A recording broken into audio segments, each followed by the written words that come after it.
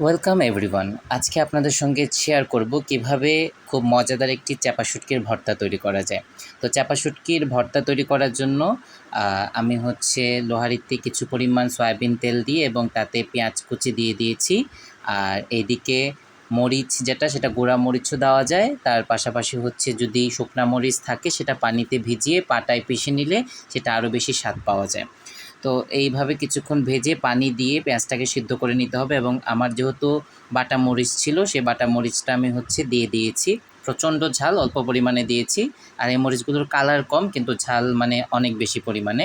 এইভাবে পানি, তেল এবং পেঁয়াজ আর মরিচটা একসাথে ভালোভাবে ভেজে নিতে হবে। এরকম কনসিস্টেন্সি আসার পরে ভালোভাবে নাড়িয়ে তারপরে শুটকিটা দিয়ে দিতে হবে। আপনারা চাইলে একসাথেও দিয়ে দিতে পারেন এবং শুটকিটা অবশ্যই কুসুম গরম পানি দিয়ে ধুয়ে কাটা ছাড়িয়ে মাথার কাঁটাটা ফেলে তারপরে পিষে নিতে হবে, অথবা ব্লেন্ডার করেও নিতে পারেন।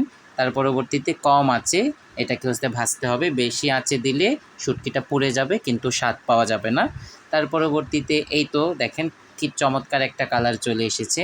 আর এরকম একটা শুটকির ভর্তা দিয়ে অনায়াসে 2-3 প্লেট ভাত খেয়ে নেওয়া যায়। আর যখনই কোনো কিছু ভালো লাগবে না তখন এভাবে করা যায়। আর আমার মতো শর্টকাট হিসেবে একবারে শুটকি বেটে ছোটো ছোটো জিপার ব্যাগে করে রেখে দিতে পারেন। যখন ইচ্ছা হবে গুঁড়া মরিচ পানিতে গুলে আপনারা এই ভর্তাটা করে খেয়ে নিতে পারবেন। সবাই অবশ্যই কমেন্টে জানাবেন যে আসলে ভর্তাটি কেমন হয়েছে। আর সবার দোয়া করবেন আমার জন্য। ধন্যবাদ।